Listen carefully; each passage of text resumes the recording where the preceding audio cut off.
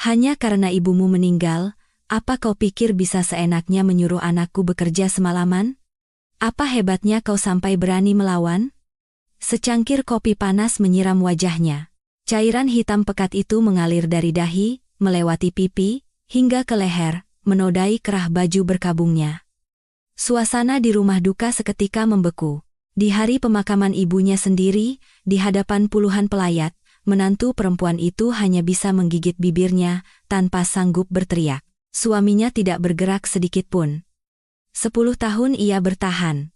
Ejekan sebagai orang dari keluarga miskin, hari raya yang dihabiskan sendirian di dapur, tangisan yang ditelannya setiap malam di kamar mandi, semua ia telan. Namun, secangkir kopi yang menodai hari perpisahan terakhir ibunya hari itu telah mengubah segalanya. Sang menantu tidak menangis. Sebaliknya, ia mengambil sebuah keputusan dalam diam. Dan ia mulai bergerak dengan cara yang tak pernah dibayangkan siapapun. Apa yang terjadi di dalam rumah itu setelah hari itu? Sebelum cerita ini dimulai, jika Anda menekan tombol subscribe dan suka, semoga kesehatan dan keberuntungan senantiasa menyertai Anda dimanapun berada. Silakan tinggalkan komentar dari kota mana Anda mendengarkan cerita ini. Aroma bunga melati dan sedap malam menusuk hidung. Bunga-bunga putih yang tak terhitung jumlahnya menumpuk di depan foto almarhumah. Di dalam foto itu, ibunya tersenyum. Senyum yang seolah masih menyisakan kehangatan di sudut matanya yang berkerut. Sari, dengan pita hitam tanda berkabung tersemat di lengan kirinya, berdiri di depan ruang duka. Matanya terasa perih dan tenggorokannya kering, tetapi tak ada waktu untuk menangis. Para pelayat terus berdatangan, dan Sari harus membungkuk menyalami mereka satu persatu. Turut berduka cita, ya. Terima kasih sudah datang. Kalimat yang sama ia ulangi puluhan, bahkan ratusan kali. Suaranya serak, lututnya kaku. Tapi Sari tetap berdiri di sana. Ini adalah jalan terakhir ibunya. Ini adalah hal terakhir yang bisa ia lakukan sebagai seorang anak. Di salah satu sudut, kerabat-kerabat tua berbisik. Tidak sangka ibunya Sari pergi secepat ini. Katanya kanker, sudah stadium akhir waktu ketahuan. Kata-kata itu melintas di telinganya seperti angin, tapi Sari tak mengubah raut wajahnya. Ia tidak boleh runtuh. Jika ia runtuh sekarang, ia merasa tak akan pernah bisa bangkit lagi. Di hari kedua pemakaman, keluarga mertuanya tiba. Sari sudah menduga mereka akan datang, tapi tetap saja hatinya terasa berat. Ibu mertuanya masuk lebih dulu. Meski mengenakan pakaian serba hitam, tak ada sedikit pun raut duka di wajahnya. Bibirnya terkatup rapat, dan matanya yang menelusuri seisi rumah duka penuh dengan rasa tidak nyaman. Seolah ia terpaksa datang ke tempat yang tak ingin ia kunjungi. Suaminya, Budi, mengikuti di belakang. Budi berdiri di samping Sari, tapi tak menatap matanya. Wajahnya datar, kedua tangannya dimasukkan ke dalam saku celana. Seolah ia hanya mampir sebentar ke pemakaman orang lain. Sari mendekati ibu mertuanya dengan hati-hati. Ibu, sudah datang, pasti capek di jalan. Ibu mertuanya tidak menjawab, hanya menghela napas panjang. Dengan mata menyipit, ia memandang, bahkan sebelum menyalakan sebatang dupa di depan foto. Keluhan ibu mertuanya sudah meledak lebih dulu. Budi, mukamu kenapa begitu? Pasti kurang tidur, ya? Suaminya tidak menjawab. Ibu mertuanya menafsirkan keheningan itu dengan caranya sendiri. Tuh, kan, apa kata ibu dulu? Seharusnya kau tidak menikah dengan perempuan dari keluarga ini? Tangan Sari gemetar. Apakah ibu mertuanya sadar di mana ia berada sekarang? Foto ibunya tepat berada di belakang mereka. Para pelayat ada di sekitar mereka. Tapi sepertinya semua itu tidak penting baginya. Suara ibu mertuanya semakin keras. Anakku disuruh kerja Rodi, sementara dia seenaknya menjadikan suami sebagai tameng untuk urusan keluarganya sendiri. Udara di rumah duka seketika membeku. Para pelayat yang sedang bercakap-cakap serempak menoleh. Puluhan pasang mata tertuju pada Sari. Jantung Sari terasa mencelos. Telinganya berdengung, pandangannya menyempit. Namun, Sari mengatupkan rahangnya dan membuka mulut. Ibu, ini di rumah duka. Suaranya bergetar, tapi ia berusaha mengucapkannya dengan jelas dan tegas. Di depan ibunya, ia tidak mau terlihat hina. Satu kalimat itu bagai menyiram bensin ke dalam api. Wajah ibu mertuanya memerah padam. Matanya membelalak, sudut bibirnya berkedut. Kemarahan menyelimuti seluruh wajahnya. "Apa? Kau berani menjawabku sekarang?" Tangan kanan ibu mertuanya bergerak secepat kilat. Gelas kertas yang dipegangnya, berisi kopi panas, melayang ke arah wajah Sari. Panas. Dari dahi, cairan hitam itu mengalir melewati pipi, leher, dan menetes ke kerah baju berkabungnya. Kulitnya terasa perih menyengat, pandangannya kabur. Aroma kopi mengalahkan wangi bunga melati. Sari tidak berteriak. Tidak ada jeritan, tidak ada tangisan. Ia hanya menggigit bibir bawahnya kuat-kuat, sampai terasa anyir, dan ia tetap berdiri di tempatnya. Kakinya seolah terpaku di lantai. Rumah duka itu seakan berhenti berputar. Tak ada yang bergerak. Para pelayat hanya ternganga menyaksikan pemandangan itu. Suaminya, Budi, tidak bergerak satu langkah pun. Bahkan saat melihat kopi mengalir di wajah istrinya, ia tidak menghentikan ibunya, juga tidak mendekati Sari. Ia hanya berdiri di sana. Seolah itu bukan urusannya. Ibu mertuanya tidak berhenti. Ia malah meninggikan suaranya. "Dasar tidak berpendidikan. Kurang ajar pula. Di mana ada menantu berani melawan mertua?" Kopi perlahan mengering di wajah Sari.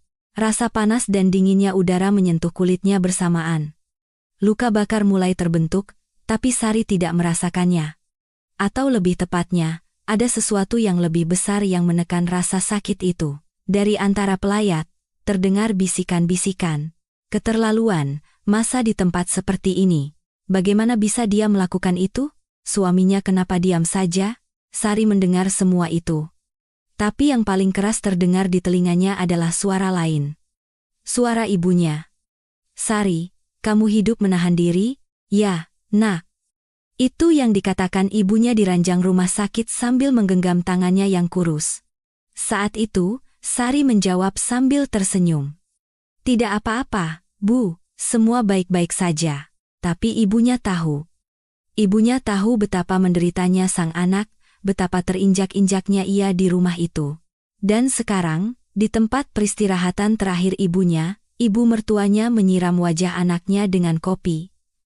Menodai perpisahan terakhir ibunya, Sari perlahan menyeka kopi di wajahnya dengan punggung tangan. Tangannya yang gemetar tiba-tiba berhenti. Jantungnya terasa mendingin. Ini bukan amarah. Bukan juga kesedihan. Rasanya seperti sebuah gedung tua yang akhirnya runtuh setelah tiang terakhirnya patah. Kesabaran 10 tahun berakhir saat itu juga. Ibu mertuanya masih berteriak, tapi Sari tak lagi mendengarnya. Wajah datar suaminya terlihat, tapi tak lagi terasa menyakitkan. Sari, dengan sisa noda kopi di wajahnya, kembali berdiri di depan ruang duka. Ia membungkuk kepada seorang pelayat dan berkata dengan suara yang tak lagi bergetar, "Terima kasih sudah datang." Para pelayat yang melihatnya terdiam. Ibu mertuanya mendengus, lalu menggandeng lengan Budi, dan pergi dari rumah duka. Suaminya tidak menoleh sedikit pun. Malam itu, di ruang duka yang sepi, Sari menatap foto ibunya sendirian. Air mata mengalir, tapi ia tidak terisak. Hanya air mata yang mengalir dalam diam. Dalam hatinya ia berkata, "Ibu, aku tidak akan bersabar lagi." Itu bukan ucapan yang lahir dari amarah. Mata Sari justru terlihat lebih jernih dan dingin dari sebelumnya. Semua kenangan penghinaan, pelecehan, dan pengabaian selama 10 tahun mengeras menjadi satu tekad. Tidak akan menangis lagi. Tidak akan menunduk lagi. Aku harus keluar dari rumah ini. Sari menatap senyum ibunya di foto itu untuk waktu yang lama, lalu perlahan ia bangkit, luka bakar di wajahnya terasa perih, tapi langkahnya tidak goyah. Punggung Sari yang berjalan menyusuri lorong panjang rumah duka itu berbeda dari 3 hari sebelumnya. Pundaknya yang biasanya membungkuk kini tegap. Kepalanya menghadap lurus ke depan. Tak ada yang tahu bahwa malam itu di rumah duka, hidup seorang wanita telah berubah arah sepenuhnya, dan tak ada yang bisa membayangkan apa yang akan ia lakukan selanjutnya. Di hari pernikahannya, Sari percaya bahwa ia adalah orang paling bahagia di dunia. Saat berjalan di altar dengan gaun putih, Ia berpikir masa depannya akan dipenuhi bunga. Tapi keyakinan itu hancur bahkan dalam waktu kurang dari sehari. Malam pertama pernikahan, ibu mertuanya memanggil Sari ke dapur. Saat itu pukul 5 pagi. Ia disuruh menyiapkan sarapan untuk ayah mertuanya. Sari, dengan mata yang masih mengantuk, berdiri di dapur yang asing. Ibu mertuanya hanya melipat tangan sambil mengawasinya yang kebingungan. Namanya juga dari keluarga miskin. Pekerjaan dapur saja tidak becus. Itulah awalnya. Keluarga miskin. Kata itu keluar dari mulut ibu mertuanya berkali-kali dalam sehari. Saat menyiapkan makanan, saat mencuci baju, saat ada tamu datang. Seolah itu adalah label yang melekat pada namanya. Bagi ibu mertuanya, keluarga Sari selalu menjadi bahan perbandingan. Keluarga suaminya memiliki sebuah perusahaan makanan kecil, dan ibu mertuanya sangat membanggakannya. Sementara itu, keluarga Sari hanyalah keluarga biasa. Ayahnya meninggal lebih awal, dan ibunya seorang diri membesarkannya. Hidup mereka tidak bergelimang harta, tapi juga tidak memalukan. Namun, ibu mertuanya selalu mengungkit-ungkit hal itu. Saat hari raya, keadaannya semakin parah. Di depan semua kerabat, ibu mertuanya pasti akan berkata, "Menantuku ini kan banyak kurangnya." Maklum, keluarganya kan begitu. Ia mengatakannya secara terang-terangan. Sari yang sedang menggoreng kue di dapur mendengarnya. Tangannya yang memegang sudip menegang, tapi ia tidak berkata apa-apa. Ia hanya membalik kue itu. Pelan-pelan, agar tidak gosong. Di setiap pertemuan keluarga, tempat Sari selalu di dapur. Saat tawa dan canda terdengar dari ruang tamu, Sari berdiri di depan wastafel cuci piring. Tak ada yang memanggilnya ke ruang tamu. Jika sesekali ia muncul, ibu mertuanya akan memberinya isyarat mata untuk kembali ke dapur. Tanpa kata-kata pun, ia tahu artinya. Kau tidak pantas berada di sini. Saat pembicaraan beralih ke pendidikan, rasanya lebih menyakitkan. Jika ada kenalan yang bertanya, menantunya lulusan mana? Ibu mertuanya akan menjawab, "Aduh, jangan ditanya itu. Tidak sepadan dengan keluarga kami. Sari adalah seorang sarjana. Bukan dari universitas ternama, tapi ia lulus dengan uang kuliah yang dikumpulkan ibunya dari bekerja di pasar subuh." Itu bukan hal yang memalukan. Tapi di depan ibu mertuanya, pendidikannya selalu menjadi bahan cemoohan. Yang paling menyakitkan adalah suaminya. Budi, mendengar semua ucapan ibunya, tidak pernah sekalipun membelanya. Malah ikut-ikutan. Suatu malam, saat menonton berita, Sari berkomentar tentang berita ekonomi. Bukan hal yang besar. Hanya komentar wajar bahwa jika nilai tukar rupiah naik, harga barang impor juga akan naik. Budi mendengus. "Kamu tahu apa soal itu?" "Jangan sok tahu." Ibu mertuanya menimpali dari samping. "Betul itu. Kalau tidak tahu apa-apa, lebih baik diam." Sari terdiam. Ia meletakkan remote TV dan pergi ke dapur. Air mata mengalir di pipinya saat mencuci piring, tapi ia tidak bersuara. Suara air keran menelan isak tangisnya. Hal seperti ini terjadi berulang kali.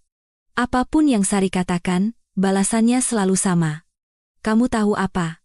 "Sudah, diam saja." Pendapatnya selalu dipotong, pemikirannya tak pernah didengar sampai selesai. Meski begitu, Sari bertahan. Ia percaya bahwa tidak bertengkar adalah cara menjaga keutuhan keluarga. Ia menghibur dirinya bahwa suami dan ibu mertuanya akan berubah seiring waktu. Kalau aku lebih baik, kalau aku lebih sabar, suatu saat mereka akan menerimaku. Dengan keyakinan itu, ia bertahan selama 10 tahun. Malam adalah waktu yang paling berat. Setelah suaminya tertidur, Sari akan masuk ke kamar mandi, mengunci pintu, dan menangis. Ia membekap mulutnya dengan handuk agar suaranya tidak terdengar. Bahunya berguncang, napasnya sesak, tapi ia tidak pernah bersuara. Ia tidak boleh ketahuan.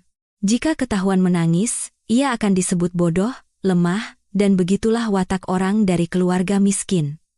Dan ketika pagi tiba, Sari akan memasang wajah seolah tak terjadi apa-apa. Ia membasuh matanya yang bengkak dengan air dingin di depan cermin, dan mencoba menarik sudut bibirnya. "Tidak apa-apa, tidak apa-apa." Ia membisikkan itu pada bayangannya di cermin dan memulai harinya. Di dunia ini, hanya ada satu orang yang memihaknya. Ibunya. Ibunya kadang menelepon, Sari selalu berpura-pura ceria di telepon, tapi ibunya tahu. Getaran tersembunyi dalam suara anaknya, tangisan di balik tawa. Sari, kamu habis menangis, ya? Tidak, Bu, aku baik-baik saja, kok. Bohong. Ibu tahu dari suaramu. Ketika ibunya dirawat di rumah sakit, Sari ingin merawatnya. Saat itu pun, ibu mertuanya menyindir. Pantas saja, penyakit itu turunan. Bagaimana kalau gen itu menurun ke cucu kita? Sari mendengar itu dan tidak berteriak. Ia hanya menggigit bagian dalam mulutnya. Rasa anyir darah menyebar di lidahnya, tapi ia menahannya. Untuk menjenguk ibunya, ia butuh izin dari ibu mertuanya. Di rumah sakit, ibunya menggenggam tangan Sari. Tangan yang kurus dan kasar. Tangan yang telah usang, karena bekerja seumur hidup di pasar. Sari, kamu hidup menahan diri? Ya. Nak. Air mata menggenang di mata ibunya. Sari menjawab sambil tersenyum. Tidak apa-apa, Bu, semua akan baik-baik saja. Tidak baik-baik saja. Ibu tahu semua. Ibunya mengelus punggung tangan Sari dan berkata, kalau kamu tidak bahagia, ibu juga tidak bisa bahagia. Mendengar itu, Sari akhirnya tak kuasa menahan tangis. Ia membenamkan wajahnya di pangkuan ibunya. Ia menangis tanpa suara, hanya bahunya yang berguncang. Ibunya mengelus kepalanya tanpa berkata apa-apa, hanya jemarinya yang menyisir rambut anaknya. Sentuhan itu adalah segalanya bagi Sari. Sekeras apapun dunia, sekejam apapun mertuanya, satu sentuhan tangan ibunya sudah cukup untuk membuatnya bangkit kembali. Karena ada ibunya sebagai penopang, ia bisa bertahan selama 10 tahun. Namun, di rumah duka, ibu mertuanya menginjak-injak penopang itu. Di tempat ibunya terbaring, ia menyiram wajah anak ibunya dengan kopi. Menodai perpisahan terakhir ibunya dengan penghinaan. Setelah pemakaman selesai dan kembali ke rumah yang kosong, Sari berdiri di depan cermin. Luka bakar dari dahi hingga pipi membengkak kemerahan. Sari menyentuh luka itu perlahan dengan jarinya. Terasa perih, tapi tak ada air mata. Semua yang ia tahan selama 10 tahun melintas di benaknya.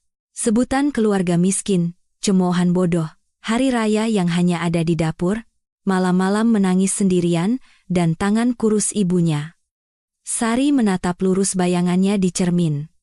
Mata bengkak, luka bakar, bibir pecah-pecah. Tapi sorot matanya berbeda. Sorot mata yang tak pernah ia lihat selama 10 tahun. Tegas, dingin, tenang, dan kuat. Ini bukan amarah. Amarah itu panas dan cepat padam. Yang mengeras di dalam hati Sari bukanlah hal seperti itu. Itu adalah tekad yang dingin seperti es dan keras seperti batu. Aku harus keluar dari rumah ini. Aku tidak akan hidup sebagai menantu yang selalu menunduk. Sari memejamkan matanya di depan cermin. Wajah ibunya terbayang, bukan senyum di foto, tapi wajah di rumah sakit yang menggenggam tangannya. Ibu, aku tidak akan hidup menahan diri lagi. Sari membuka matanya, dan perlahan mengangkat kepalanya. Luka bakarnya terasa perih, tapi ia tidak tersenyum ataupun menangis. Tekad yang sunyi menyelimuti seluruh tubuhnya. Sebuah kekuatan yang berat dan dingin yang tak pernah ia rasakan selama 10 tahun. Perusahaan yang dikelola keluarga mertuanya bernama Sinar Pangan Abadi. Sebuah perusahaan makanan kecil dengan sekitar 30 karyawan, tapi bagi ibu mertuanya, perusahaan itu adalah mahkotanya. Di setiap arisan atau pertemuan, ibu mertuanya pasti membicarakan perusahaannya. Kami kan keluarga pengusaha. Tidak sembarang orang bisa melakukannya. Di akhir kalimatnya, selalu ada sindiran yang merendahkan keluarga Sari. Memiliki perusahaan adalah alasan terkuat bagi ibu mertuanya untuk memandang rendah menantunya. Namun, selama pernikahannya, Sari mulai merasakan kejanggalan. Perusahaan yang dari luar terlihat mentereng itu mengeluarkan bau aneh. Bukan bau makanan, tapi bau yang keluar dari orang-orang yang menyembunyikan sesuatu. Setiap kali pembicaraan mengarah ke perusahaan, suasana rumah berubah.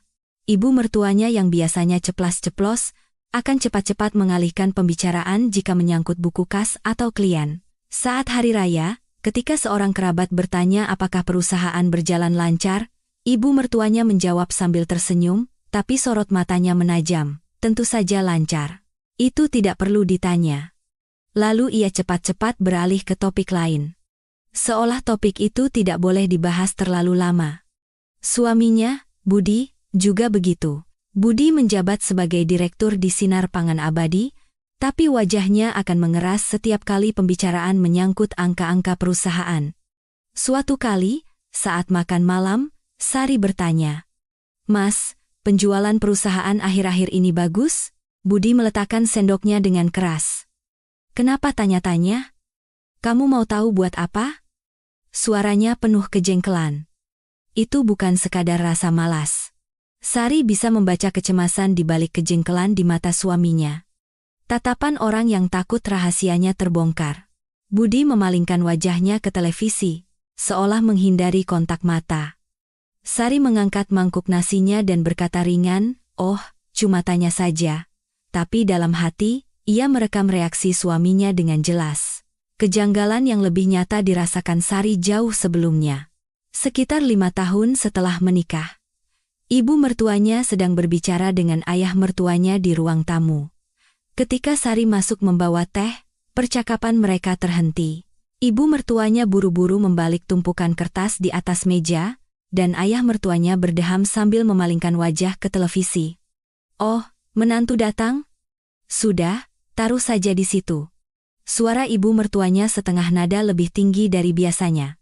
Berpura-pura santai, tapi sama sekali tidak terlihat santai. Sari meletakkan teh dan keluar diam-diam. Saat pintu tertutup, ia mendengar suara bisik-bisik mereka kembali. Saat itu, ia mencoba tidak peduli.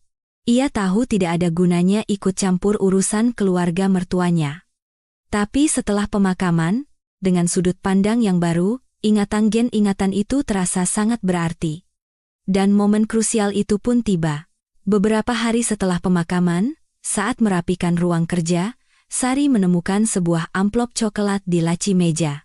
Sepertinya suaminya meletakkannya begitu saja. Biasanya, ia tidak akan peduli, tapi Sari yang sekarang berbeda. Ia membuka amplop itu. Di dalamnya ada beberapa lembar kontrak kerjasama. Sari membacanya lembar demi lembar. Awalnya tidak ada yang aneh, tapi saat membuka lembar kedua, tangannya berhenti. Tanggalnya sama. Nama kliennya sama, nilainya sama. Tapi ada 2 lembar kontrak. Lembar ketiga juga begitu, kontrak dengan tanggal dan nilai yang sama berulang beberapa kali. Satu transaksi memiliki beberapa kontrak, bahkan bagi orang awam seperti Sari, itu tidak normal. Ujung jari Sari gemetar, jantungnya berdebar kencang. Tapi Sari mengembalikan dokumen-dokumen itu ke urutan semula. Posisi amplop, bahkan sudut kemiringan laci yang terbuka, ia ingat dengan persis. Suaminya tidak boleh curiga. Tapi angka-angka itu tercetak jelas di benaknya seperti foto. Beberapa hari kemudian, Sari disuruh suaminya mengantar sesuatu ke kantor. Mengantar bekal makan siang. Perintah dari ibu mertuanya. Orang bodoh itu cukup disuruh-suruh saja. Kata-kata ibu mertuanya kepada Budi masih terngiang jelas di telinga Sari. Saat masuk ke kantor, para karyawan menyapanya dengan canggung. Setelah memberikan bekal, saat hendak pulang, seorang karyawan dari bagian akuntansi memanggilnya. Seorang wanita paruh baya, sekitar 40 tusan. Wajahnya pernah ia lihat, tapi namanya ia tidak tahu. Wanita itu membawa Sari ke sudut koridor. Setelah melirik sekeliling, ia menatap mata Sari dan berbisik, "Ibu, lebih baik Ibu tidak tahu." Sari tertegun. Di mata wanita itu ada kekhawatiran dan ketakutan.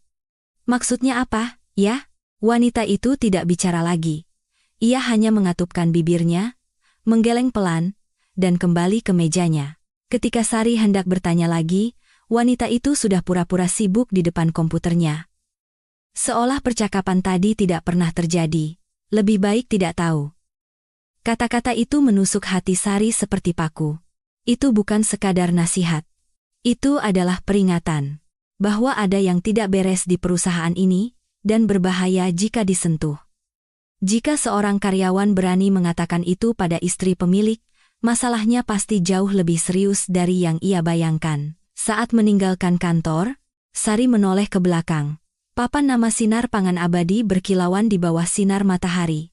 Dari luar, perusahaan itu tampak baik-baik saja, tapi sekarang Sari tahu. Di balik papan nama itu, ada sesuatu yang membusuk. Sejak hari itu, Sari berubah. Penampilannya tetap sama. Ia menunduk pada ibu mertuanya, patuh pada suaminya, memasak di dapur, dan menjalani hari dengan wajah tanpa ekspresi. Tapi di dalam, ia benar-benar berbeda. Sari membuka telinganya lebar-lebar.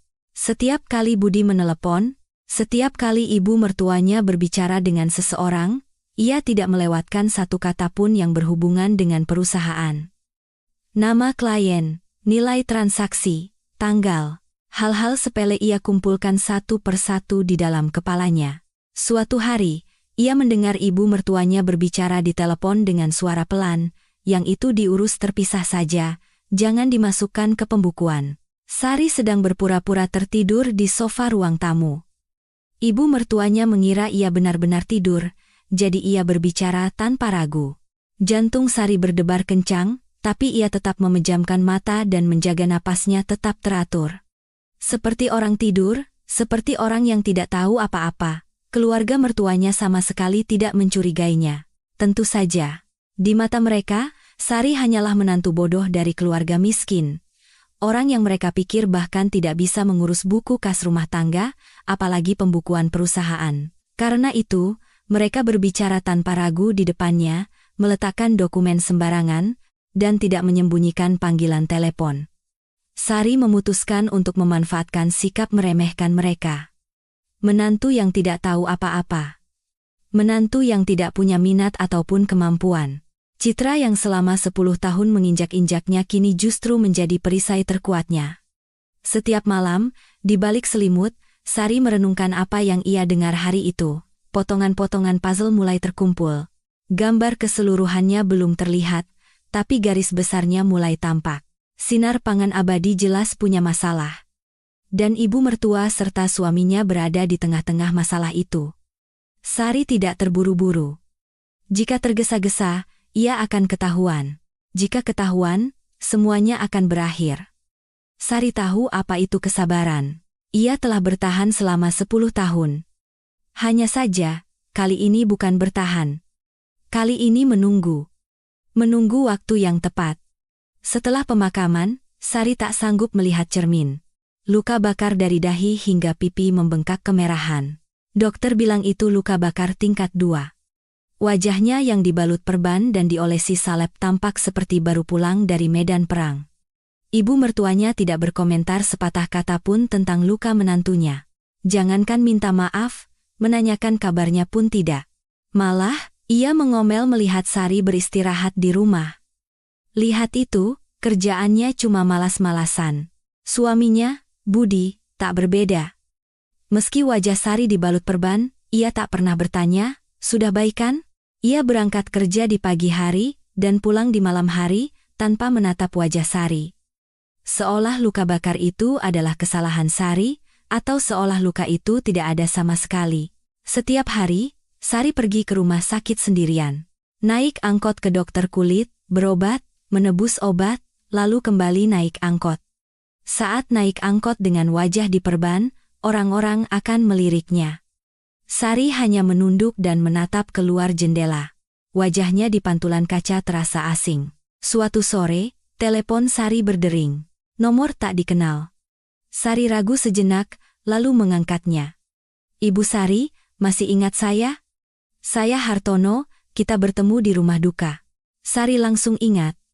Pria itu adalah orang yang pertama kali mencoba melerai saat ibu mertuanya berteriak di pemakaman. Seorang pria berusia sekitar 60-an yang dengan tegas berkata pada ibu mertuanya, "Ibu, sadar ini di mana?"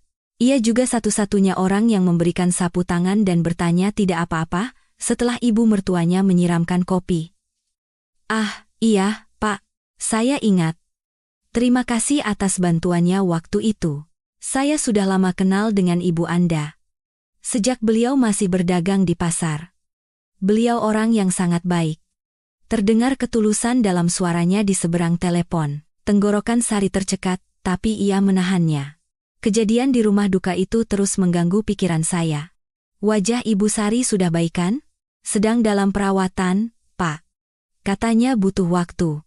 Terdengar helaan napas dari seberang telepon. Setelah hening sejenak, Pak Hartono berkata dengan hati-hati. Ibu Sari, bisakah kita bertemu? Ada sesuatu yang penting yang ingin saya sampaikan.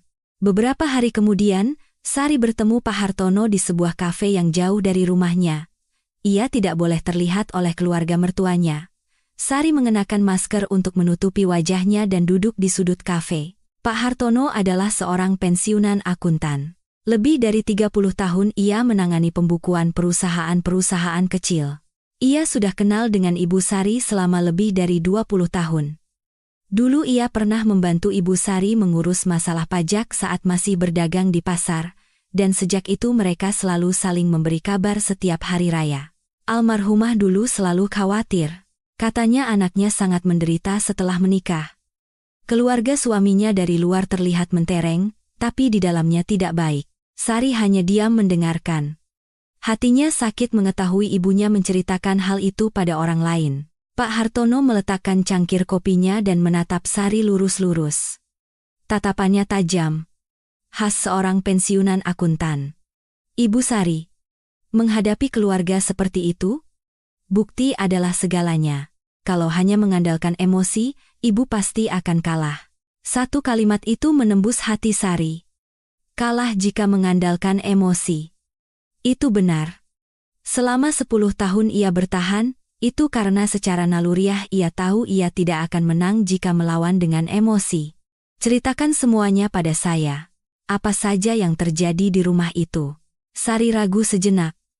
Kisah yang selama 10 tahun tak pernah ia ceritakan pada siapapun. Bahkan pada ibunya, ia tak pernah menceritakan semuanya. Tapi di mata Pak Hartono, ada kehangatan yang sama seperti ibunya. Tatapan orang tua yang mengkhawatirkan anaknya. Sari mulai bercerita. Perlahan. Dari pelecehan ibu mertuanya sejak malam pertama, pengabaian suaminya, hari raya yang hanya di dapur, malam-malam menangis di kamar mandi, hingga kejanggalan perusahaan yang baru ia sadari. Saat ia menceritakan soal kontrak ganda, ekspresi Pak Hartono langsung berubah. Matanya di balik kacamata menyipit. Kontrak dengan tanggal dan nilai yang sama ada beberapa lembar? Iya Pak. Saya tidak mengerti, tapi rasanya itu tidak normal. Pak Hartono menggambar lingkaran perlahan di atas meja dengan jarinya. Gerakan yang sepertinya sudah menjadi kebiasaan. Ibu Sari, ini bukan kesalahan biasa. Mereka sengaja membuat pembukuan ganda. Ibu tidak boleh melawannya dengan emosi, tapi dengan catatan. Melawan dengan catatan. Sari menanamkan kata-kata itu dalam hatinya. Catat tanggalnya. Siapa? Kapan? Mengatakan apa? Di mana dokumen itu berada? Apa yang ibu dengar dari percakapan telepon? Jangan lewatkan hal sekecil apapun. Sari mengangguk. Dan jangan pernah menyimpannya di satu tempat. Simpan datanya terpisah. Kalau ketahuan, semuanya bisa hilang sekaligus. Sejak hari itu, rutinitas Sari berubah. Dari luar, ia tetap menantu yang sama. Bangun pagi, memasak, memperhatikan raut wajah ibu mertuanya, menunduk pada suaminya. Tapi di dalam saku Sari, ada sebuah buku catatan kecil. Setiap kali ibu mertuanya menelepon, Sari akan membuat suara air di dapur sambil memasang telinga. Setelah telepon selesai, ia akan mengeluarkan buku catatannya dan menulis tanggal, waktu, dan isi percakapan. Ketika Budi berbicara dengan seseorang di ruang tamu, uang itu diurus terpisah saja, Sari akan masuk ke kamar mandi dan mencatatnya. Tanggal, waktu, hingga kalimat persisnya. Tak ada satupun percakapan di rumah itu yang ia lewatkan. Seminggu, buku catatan itu sudah penuh. Sari memindahkannya ke ponsel, dan mengganti buku catatannya dengan yang baru. Catatan di ponsel ia kirim ke email untuk disimpan terpisah. Seperti kata Pak Hartono, ia tidak menyimpannya di satu tempat. Setiap 2 minggu sekali, Sari bertemu Pak Hartono. Selalu di kafe yang berbeda, tempat yang berbeda. Sari memberikan informasi yang ia kumpulkan, dan Pak Hartono akan menganalisisnya satu persatu. Ini aliran dana gelap. Mereka mencatat penjualan ganda untuk menggelapkan selisihnya. Mendengar itu, punggung Sari terasa dingin. Keluarga ini bukan hanya meremehkannya, tapi juga melakukan kejahatan. Ibu Sari, kita juga butuh nasihat hukum.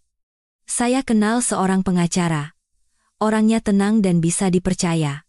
Atas rekomendasi Pak Hartono, Sari bertemu dengan seorang pengacara. Seorang wanita berusia awal 50-an bernama Ibu Maya. Ia spesialis sengketa perusahaan. Pada pertemuan pertama, setelah mendengarkan cerita Sari sampai selesai, ia hanya berkata satu hal. Untuk saat ini, jangan bergerak sama sekali. Kumpulkan saja bukti sampai waktunya tiba. Sari mengangguk. Menunggu waktu yang tepat. Itu adalah hal yang paling ia kuasai. Sementara itu, di rumah, Sari terlihat semakin kecil. Karena pengobatan luka bakar, ia jarang keluar, dan di depan ibu mertuanya ia semakin patuh. Ibu mertuanya melihat itu dan mendengus. Sepertinya dia sudah sadar diri setelah kejadian di pemakaman. Suaminya, Budi, juga berpikir Sari sudah benar-benar patah semangat. Ia jadi lebih pendiam, dan hanya melakukan apa yang diperintahkan. Keluarga mertuanya semakin lengah. Mereka berbicara soal perusahaan tanpa ragu di depan Sari, tidak membereskan dokumen, dan tidak menyembunyikan panggilan telepon. Sari menerima kelengahan itu. Ia semakin menunduk, bergerak semakin senyap, dan bersikap seolah ia tidak ada. Tapi di malam hari, Sari akan membuka buku catatannya. Apa yang ia dengar, lihat, dan rasakan hari itu, ia catat tanpa melewatkan satu huruf pun. Sari tahu, semakin keluarga mertuanya meremehkannya, semakin besar kesempatannya. Diremehkan tidak lagi terasa sakit, justru terasa nyaman. Karena orang yang tidak diwaspadai adalah orang yang paling berbahaya. Catatan di buku itu semakin tebal dari hari ke hari. Potongan-potongan puzzle mulai membentuk gambar yang semakin jelas. Malam itu adalah malam yang biasa. Sari sedang memasak sayur lodeh di dapur. Aroma bawang dan santan menyebar di seluruh rumah. Uap dari penanak nasi mengepul. Ibu mertuanya sedang menonton TV di ruang tamu, dan Budi belum pulang. Terdengar suara pintu depan terbuka. Langkah sepatu Budi mendekat di koridor, langkahnya lebih cepat dari biasanya. Sari, yang sedang memegang sendok sayur, menoleh. Budi masuk ke dapur dan meletakkan amplop coklat di atas meja makan. Ia bahkan belum melepas dasinya. Wajahnya lelah, tapi matanya menunjukkan kepanikan. Tanda tangani ini, Sari meletakkan sendok sayur dan menatap amplop itu. Ini apa? Dokumen perusahaan. Tidak rumit, kau tinggal tanda tangan saja. Budi mengeluarkan dokumen dari amplop dan membentangkannya di meja. Sari melihatnya. Teks yang padat memenuhi beberapa halaman. Istilah hukum dan angka-angka yang rumit, dengan beberapa bagian ditebalkan. Sengaja dibuat rumit agar orang biasa malas membacanya. Sari membuka halaman pertama dan membacanya sekilas.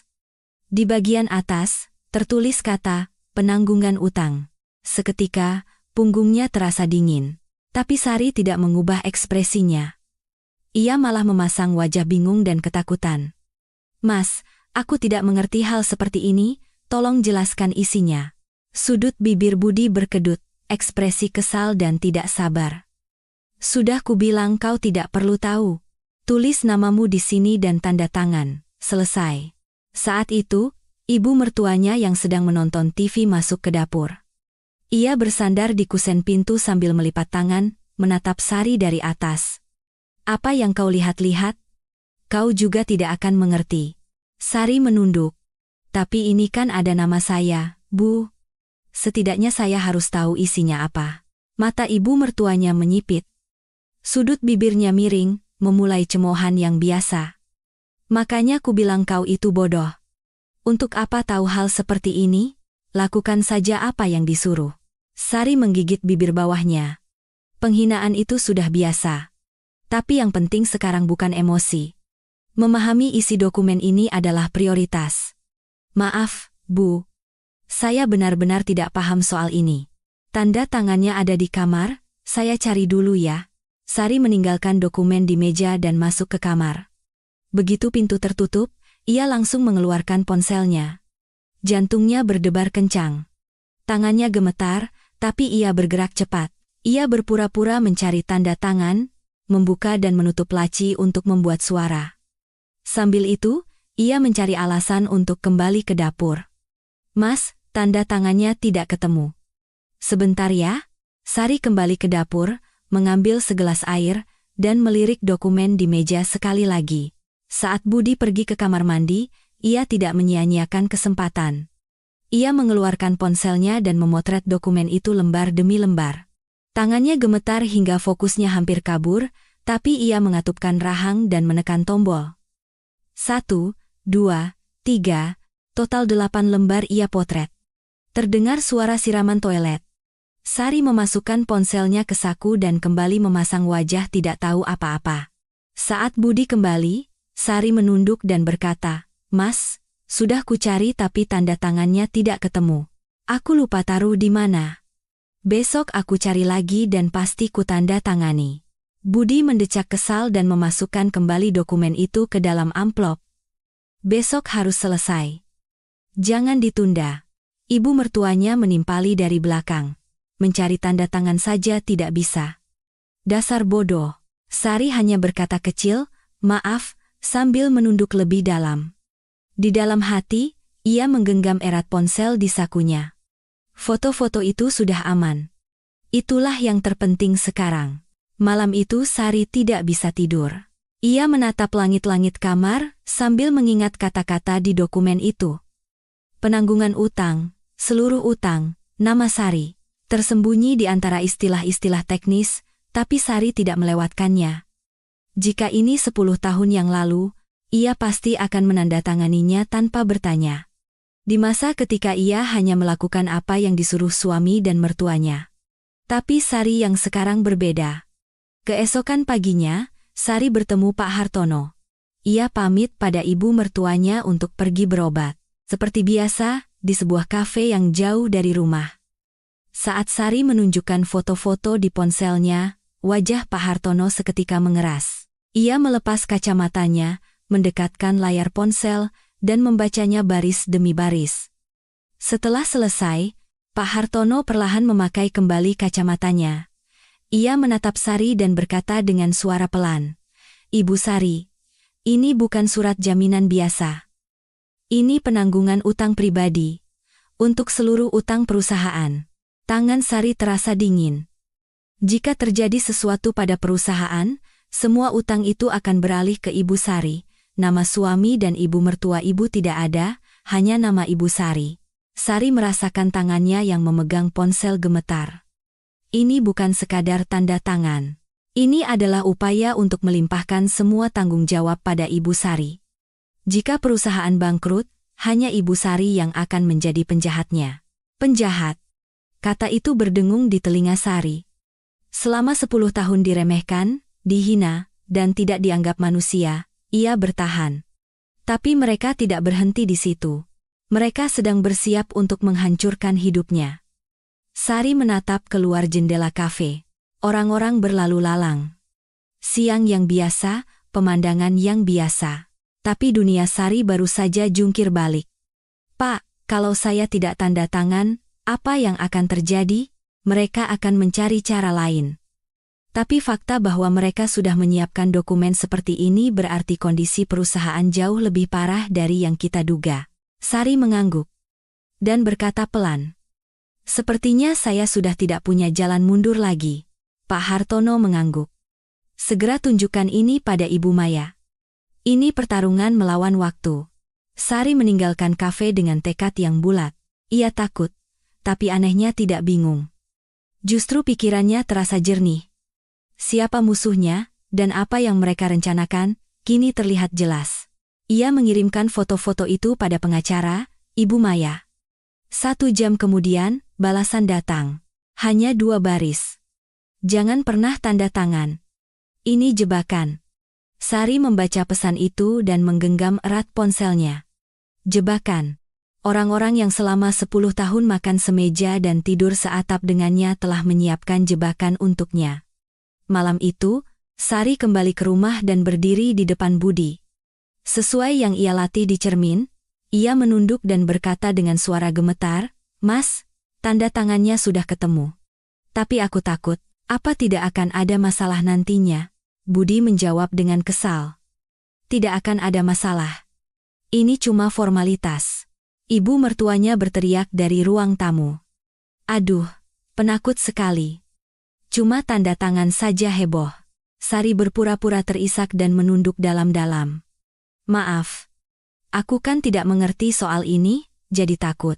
Budi mendengus, dan ibu mertuanya mengejek, "Namanya juga bodoh, berani pun tidak." Sari menerima ejekan itu. Ia masuk ke kamar dan menutup pintu pelan-pelan. Tak ada air mata. Sebaliknya, matanya bersinar dingin di dalam kegelapan.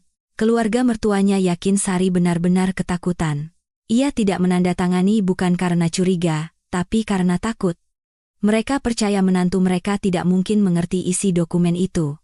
Setelah itu, ibu mertuanya semakin menekannya. "Masak saja tidak becus, mau melakukan apa lagi?" Menjadi ucapan sehari-hari. Budi mengancam, "Jangan coba-coba ikut campur urusan perusahaan." Setiap kali, Sari hanya menunduk, menggigit bibir, dan berpura-pura berlinang air mata. Persis seperti yang diinginkan keluarga mertuanya, menantu yang penakut, bodoh, dan mudah diatur. Sari memainkan perannya dengan sempurna. Ibu mertua dan Budi benar-benar percaya pada sandiwara itu. Mereka yakin menantu mereka sudah benar-benar patah. Akan melakukan apa saja yang diperintahkan. Mereka semakin sering dan terang-terangan membicarakan perusahaan di depan Sari. Tidak lagi membereskan dokumen, tidak lagi menyembunyikan telepon. Keduanya tidak pernah membayangkan betapa fatal kelengahan itu nantinya. Malam itu, di balik selimut, Sari membuka buku catatannya. Ia menulis kejadian hari itu baris demi baris. Setelah menutup buku itu, ia bergumam pelan, "Ibu, tunggu sebentar lagi. Waktunya akan segera tiba." Di matanya, tak ada air mata ataupun amarah. Hanya tekad yang dingin dan keras yang bersinar di dalam kegelapan. Perubahan dimulai dari hal-hal kecil. Suatu malam, Budi pulang 1 jam lebih telat dari biasanya. Wajahnya pucat saat membuka pintu. Dasinya miring, kemejanya kusut. Saat Sari menyiapkan makan malam dan berkata, "Tumben pulang telat," Budi tidak menjawab, malah meletakkan sebotol bir di atas meja, bukan dari kulkas. Ia membawanya dalam kantong plastik minimarket. Sepertinya ia sudah menghabiskan 1 botol sebelumnya. Bau alkohol menusuk hidung.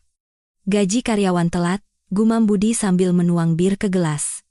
Sari yang sedang menata lauk berhenti. Budi, tanpa menatap Sari, melanjutkan seolah bicara pada diri sendiri, "Bukan cuma bulan ini.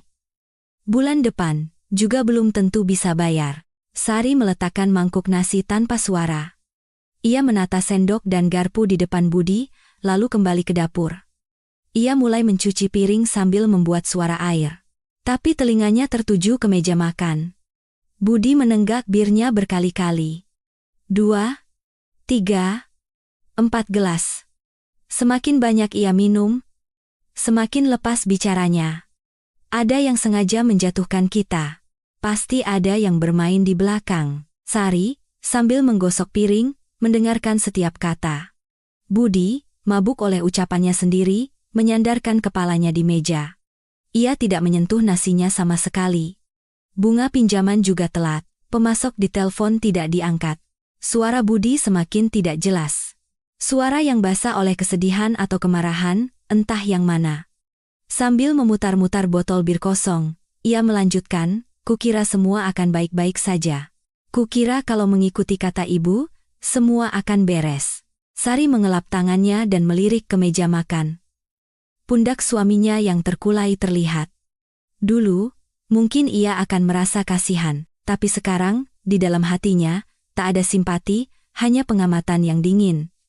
Ia tidak lupa, tangan yang sekarang memegang gelas bir itu adalah tangan yang sama yang menyodorkan surat penanggungan utang kepadanya. Mulai minggu itu, keretakan di sinar pangan abadi mulai terlihat. Gaji karyawan telat 3 hari, 5 hari, seminggu. Awalnya karyawan masih sabar dengan janji segera dibayar, tapi setelah 2 bulan berturut-turut, keluhan mulai meledak. Saat makan siang, karyawan berkumpul dan berbisik-bisik, jangan-jangan perusahaan mau bangkrut, harus mulai cari kerja lain nih. Rumor menyebar cepat. Bukan hanya di antara karyawan. Pemasok juga mulai curiga. Pembayaran mulai macet. Suatu sore, seorang pemilik pemasok datang langsung ke kantor. Pemasok bahan baku yang sudah bekerja sama lebih dari 10 tahun. Kedatangannya berarti masalah sudah tidak bisa diselesaikan lewat telepon. Pak Budi, kapan pembayaran bulan ini akan dilunasi? Sudah 3 bulan menunggak. Budi mencoba tersenyum. Mohon tunggu sebentar lagi. Minggu depan pasti kami bereskan. Tapi pemilik pemasok itu bersikap dingin. Ia meletakkan selembar kertas di atas meja. Ini surat pemutusan kontrak. Kami tidak bisa menunggu lebih lama lagi. Senyum Budi membeku. Bibirnya bergetar, tapi tak ada kata yang bisa ia ucapkan untuk menahannya. Pemilik pemasok itu pergi tanpa pamit. Karyawan yang tersisa di kantor hanya menunduk, tak ada yang berani bertatapan. Masalah datang bertubi-tubi. Bukan hanya pemasok yang pergi. Suatu Sabtu pagi, bel rumah berbunyi. Saat Sari membuka pintu, seorang pria berjas rapi berdiri di sana. Ia memberikan kartu nama dan memperkenalkan diri. Petugas dari bagian kredit bank. Maaf, Bu, bisakah saya bertemu dengan Bapak? Ada yang perlu dibicarakan soal pinjaman.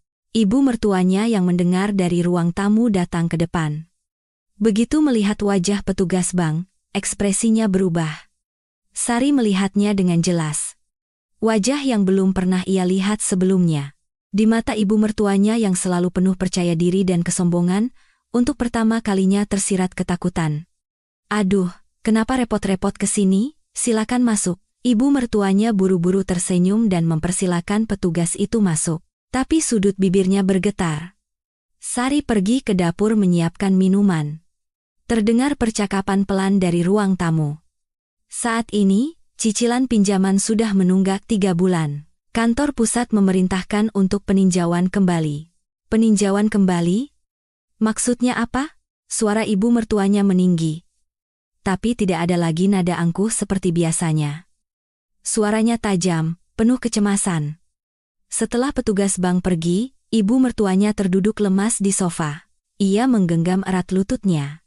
Saat Sari meletakkan minuman, ibu mertuanya tidak menoleh. Biasanya ia akan mengomel, lama sekali, atau sudah dingin.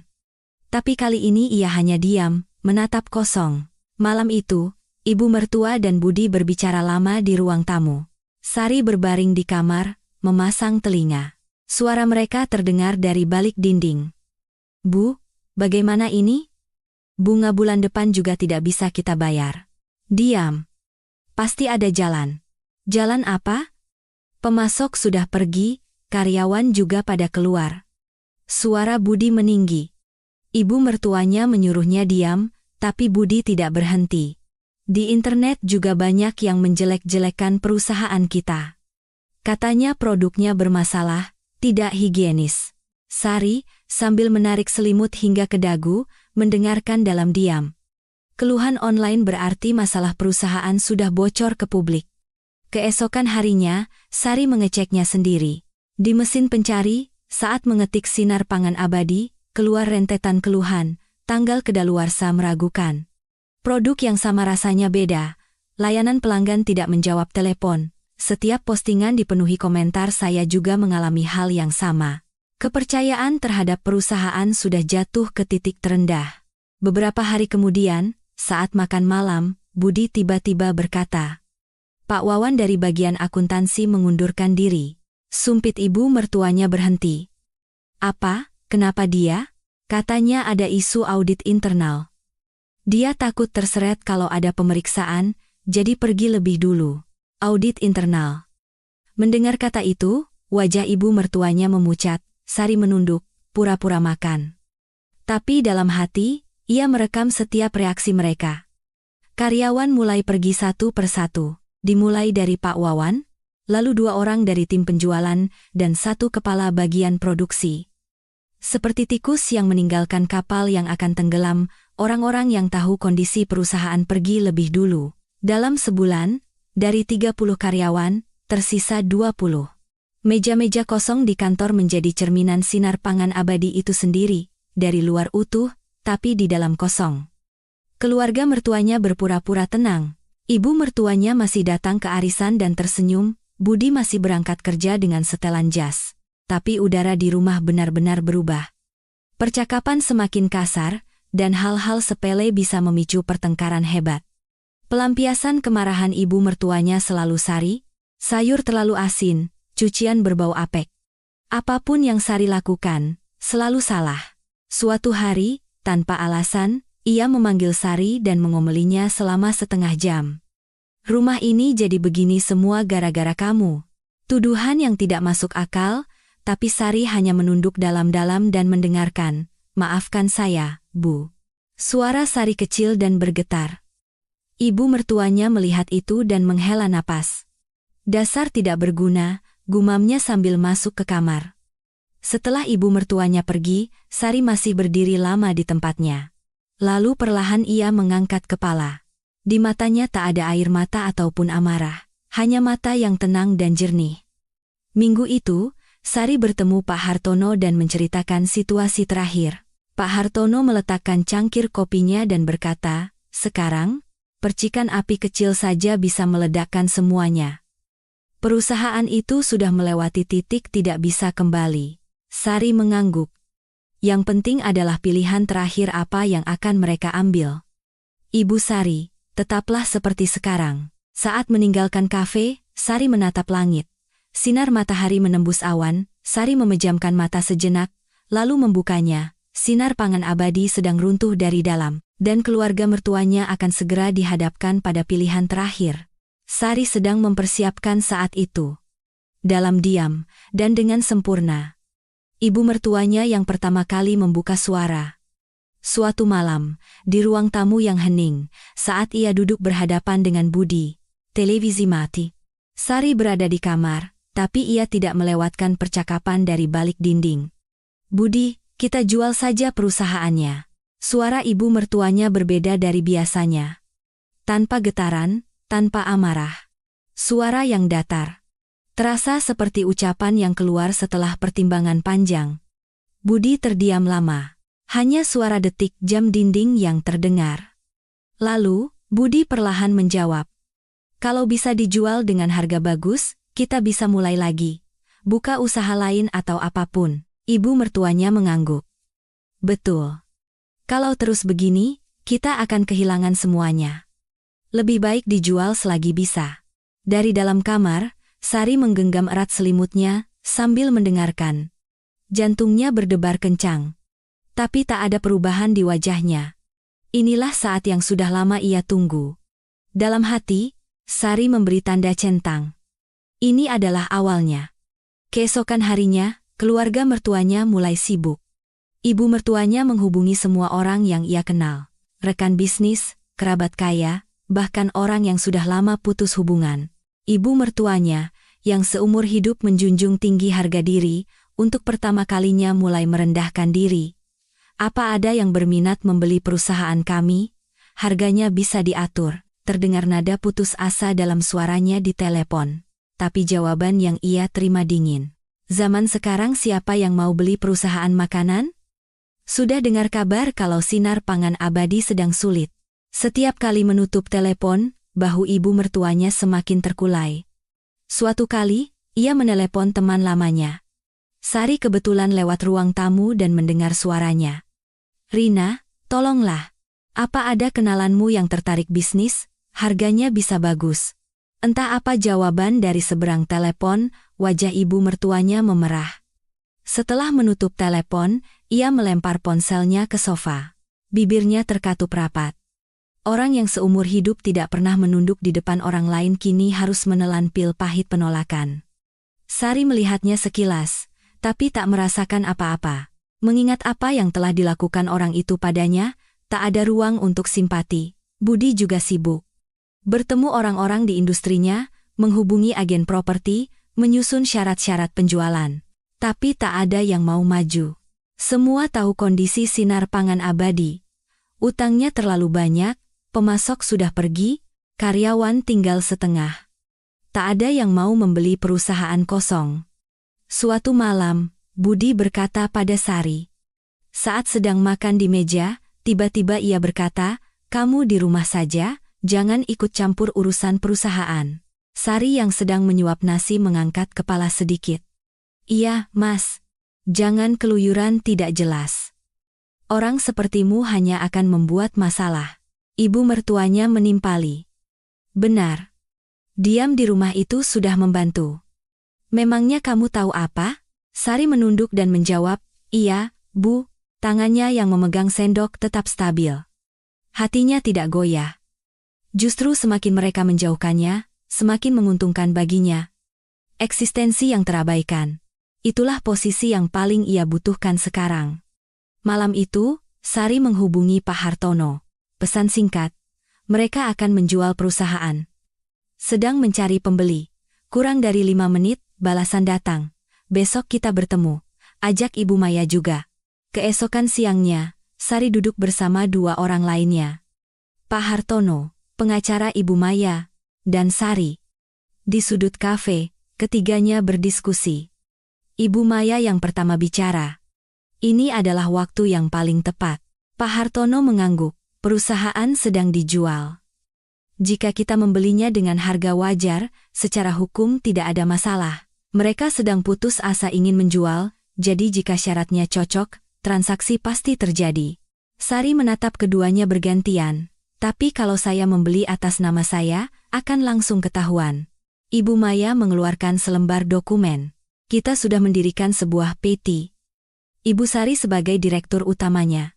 Pembelian akan dilakukan atas nama PT ini. Sampai hari penandatanganan, nama Ibu Sari tidak akan muncul dimanapun. Sari membaca dokumen itu perlahan. Nama PT, struktur modal, syarat akuisisi, skema penyelesaian utang. Semuanya telah disiapkan oleh Pak Hartono dan Ibu Maya selama berbulan-bulan. Sempurna. Dananya, Pak Hartono membetulkan kacamatanya. Uang asuransi dan tabungan peninggalan ibu Anda, ditambah dana dari investor yang saya cari, sudah cukup. Nilai Sinar Pangan Abadi saat ini, setelah dikurangi utang, sebenarnya tidak terlalu tinggi. Dulu perusahaan mentereng, sekarang hanya tumpukan utang. Ibu Maya menambahkan, setelah akuisisi, kita bisa merestrukturisasi utang dan menormalkan kembali perusahaan. Beberapa pemasok kunci sudah saya hubungi. Mereka bersedia bekerja sama lagi jika manajemennya berganti. Mata Sari sejenak goyah. Uang peninggalan ibunya. Uang yang dikumpulkan ibunya sedikit demi sedikit dari bekerja di pasar dari subuh hingga malam. Apakah ibunya tahu uang itu akan digunakan seperti ini? Sari memejamkan mata sejenak. Wajah ibunya melintas. "Sari, kamu hidup menahan diri, ya, Nak." Kata-kata itu terngiang di telinganya. "Lanjutkan." Suara Sari pelan, tapi mantap. Selama 2 minggu berikutnya, Sari dari luar tetaplah menantu yang sama. Memasak, mencuci, mendengarkan omelan ibu mertuanya, menerima kejengkelan Budi. Tapi di luar sepengetahuan mereka, proses akuisisi berjalan lancar. Kabar akhirnya sampai ke telinga keluarga mertuanya. Ada calon pembeli. Informasi datang dari agen. Hanya nama PT yang diberitahukan, direkturnya dirahasiakan. Mendengar itu, ibu mertuanya langsung menangkupkan kedua tangannya. "Syukurlah. Akhirnya kita selamat." Wajah Budi juga untuk pertama kalinya terlihat cerah. "Kalau harganya cocok, langsung kita tanda tangan. Harus cepat selesai." Tanggal penandatanganan ditetapkan. Rabu depan, jam 2 siang. Ibu mertuanya menghitung hari. Setiap hari melihat kalender, dan mengingatkan Budi untuk memeriksa dokumen belasan kali. Saat makan, saat nonton TV, tiba-tiba ia bertanya, "Tidak ada dokumen yang kurang, kan?" Meski Budi menjawab, "Tidak ada," dengan kesal, ibu mertuanya tetap cemas sambil menggigit kuku. Ibu mertuanya jadi jarang keluar, ke arisan pun tidak. Ia takut bertemu orang yang tahu kondisi perusahaannya. Orang yang seumur hidup menganggap gengsi sebagai nyawanya, kini bersembunyi di rumah karena takut tatapan orang. Begitu transaksi ini selesai, semua akan beres, kita bisa bayar utang dan memulai hidup baru, Budi bergumam di ruang tamu. Ibu mertuanya mengangguk setuju. Sari, sambil mencuci piring di dapur, mendengar itu. Begitu transaksi ini selesai, semua akan beres. Sari berhenti sejenak dan menatap keluar jendela. Betapa bodohnya harapan itu, Sari tahu betul. Malam sebelum penandatanganan, Sari duduk sendirian di kamar. Di layar ponselnya, ada pesan terakhir dari Ibu Maya. Semua siap. Besok jam 13.30, Ibu bisa langsung datang. Sari meletakkan ponselnya dan memejamkan mata. Rumah duka terbayang. Foto ibunya, wangi bunga, kopi panas yang mengalir di wajahnya, teriakan ibu mertuanya, wajah datar suaminya, tatapan para pelayat. Tekad yang ia buat dalam hati hari itu telah membawanya sampai ke sini. Sari membuka lemari. Di bagian paling dalam, tergantung sebuah setelan kerja hitam. Sesuai saran Pak Hartono, ia membelinya sebulan yang lalu, belum pernah dipakai. Sari mengeluarkannya dan menatapnya. Besok, semuanya akan berakhir. Tidak, besok, semuanya akan dimulai. Sari mengembalikan setelan itu ke lemari dan mematikan lampu. Di dalam kegelapan, matanya bersinar dalam diam. Keluarga mertuanya tidak tahu sampai akhir siapa yang akan membuka pintu ruang rapat besok. Bahwa menantu yang selama 10 tahun mereka remehkan, injak-injak, dan anggap tidak ada, akan berdiri di hadapan mereka dengan penampilan yang sama sekali berbeda. Pintu itu hanya perlu dibuka. Rabu pagi. Sari bangun jam 5 subuh. Sebelum alarm berbunyi, bukan karena tidak bisa tidur. Justru ia tidur nyenyak dan bangun tepat waktu. Tubuhnya tahu. Hari ini adalah hari apa? Sari diam-diam bangkit dari tempat tidur. Ia melirik Budi yang sedang mendengkur di sampingnya. Semalam ia minum bir lagi, dan tertidur pulas tanpa melepas kaus kakinya. Sari keluar dari kamar tanpa suara. Ia pergi ke dapur, menanak nasi, memasak sayur, dan menyiapkan lauk, pagi yang sama seperti biasanya. Menyiapkan sarapan sebelum ibu mertuanya bangun. Pekerjaan yang selama 10 tahun tidak pernah ia lewatkan. Hari ini pun tidak terkecuali. Justru hari ini tidak boleh ada yang berbeda. Ibu mertuanya keluar ke ruang tamu. Riasannya lebih tebal dari biasanya, pakaiannya juga rapi, karena hari ini ada penandatanganan kontrak. Hari di mana ia percaya ia akan menjual perusahaan, melunasi utang, dan memulai hidup baru. Sudah siap sarapannya? Sudah, Bu, silakan duduk. Ibu mertuanya duduk di meja makan dan melirik Sari. Sari masih mengenakan celemek lamanya di dapur. Pemandangan yang sama seperti setiap hari. Ibu mertuanya mengambil sendok tanpa curiga. Budi juga bangun dan duduk di meja makan. Matanya merah dan wajahnya bengkak. Tapi hari ini, ia mengenakan setelan yang disetrika rapi dan memakai dasi. Jam 2, kan? Iya, jangan telat. Sambil sarapan, ibu mertua dan Budi membicarakan kontrak. Sari, sambil mencuci di dapur, mendengarkan. Katanya pengacara dari pihak pembeli akan datang lebih dulu, kita juga datang lebih awal saja. Iya. Kesan pertama itu penting. Jangan sampai terlihat terlalu butuh. Sari tersenyum dalam hati. Kesan pertama itu penting. Benar. Hanya saja, kesan pertama yang dibayangkan ibu mertuanya akan sangat berbeda dari kenyataan. Saat ibu mertua dan Budi hendak berangkat, mereka berkata pada Sari, "Kamu di rumah saja, jangan kemana-mana." Iya. Hati-hati di jalan. Sari mendengar suara pintu ditutup.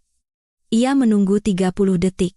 Setelah memastikan suara lift turun, Sari mulai bergerak cepat. Ia melepas celemeknya, masuk ke kamar mandi, mencuci muka, dan berdiri di depan cermin. Di dahi dan pipinya yang pernah terbakar, masih ada bekas luka samar. Sari menyentuhnya, perlahan dengan jari. Momen di rumah duka itu terlintas kembali. Sari mulai merias wajah, tidak terburu-buru. Selapis demi selapis, dengan teliti. Menutupi bekas luka dengan alas bedak tipis, menggambar alis, dan memoles bibir. Wajah di cermin itu mulai berubah. Bukan lagi wajah menantu bercelemek di dapur. Ia membuka lemari, mengeluarkan setelan kerja hitam dari bagian paling dalam. Saat membuka plastiknya, tercium bau baju baru. Ia mengenakan blazernya, mengancingkannya, dan berdiri di depan cermin. Sari menatap bayangannya. Orang asing berdiri di sana. Bukan orang asing. Ini adalah dirinya yang asli, yang tersembunyi selama 10 tahun, akhirnya muncul. Sari memeriksa ponselnya. Ada pesan dari Ibu Maya. Ruang rapat siap. Ditunggu jam 13.30. Sari mengambil tasnya dan keluar. Hak sepatunya beradu dengan lantai koridor. Saat turun dengan lift, Sari tidak menoleh ke belakang sama sekali. Pukul 13.555. Ruang rapat di sebuah kantor hukum. Ibu mertua dan Budi sudah tiba. Mereka duduk berdampingan di salah satu sisi meja rapat yang panjang. Ibu mertuanya terus memainkan tali tasnya, dan Budi mengetuk-ngetukkan kakinya sambil melihat jam. Pengacara mereka duduk di samping, merapikan dokumen. Pihak pembeli akan segera tiba, kata perantara. Ibu mertuanya mengangguk dan memperbaiki posisi duduknya. Budi membetulkan dasinya sekali lagi. Keduanya tampak tegang, tapi juga lega. Keyakinan bahwa semua akan berakhir setelah kontrak ini menopang mereka. Pukul 14.00 tepat. Terdengar ketukan di pintu. Ibu mertua dan Budi serempak menoleh. Perantara bangkit dan membuka pintu. Pintu terbuka. Yang pertama masuk adalah pengacara Ibu Maya. Dengan tas kerja di tangan, ia berjalan tenang dan duduk di kursi pihak pembeli. Ibu mertuanya meliriknya sekilas, lalu kembali menatap pintu. Direktur pembeli belum masuk, dan orang kedua melangkah masuk. Setelan kerja hitam, rambut diikat rapi, sebuah amplop dokumen di tangan. Seorang wanita masuk ke dalam ruang rapat. Suara hak sepatunya menggema, Budi yang pertama kali mengenalinya. Wajahnya seketika pucat. Matanya membelalak, mulutnya setengah terbuka. Pulpen yang dipegangnya jatuh ke meja. Bunyinya terdengar sangat keras di ruangan yang sunyi. Sari, suara Budi serak. Nama itu keluar dengan susah payah dari bibirnya yang kering. Ibu mertuanya 1 detik lebih lambat. Awalnya, ia sepertinya tidak mengenali wanita di depannya. Penampilan berjas, berias, dan kepala tegak itu terlalu berbeda dari menantu yang ia kenal. Tapi saat Budi memanggil nama Sari, mata ibu mertuanya terbelalak. Apa-apaan ini? Ibu mertuanya sontak berdiri. Kursinya terdorong ke belakang, menimbulkan suara melengking. Wajahnya pucat pasi. Sari tidak berhenti. Ia berjalan selangkah demi selangkah menuju meja rapat. Dan duduk di kursi pihak pembeli, tepat di hadapan ibu mertua dan Budi.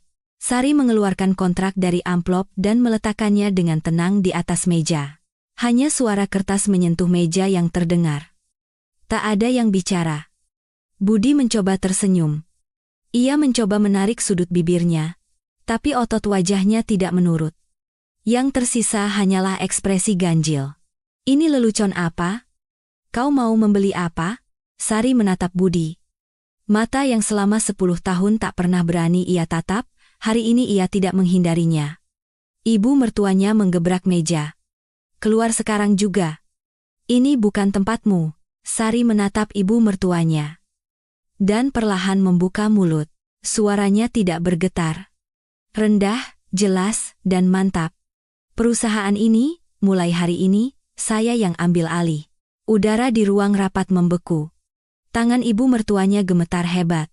Pulpen yang dipegangnya jatuh ke lantai.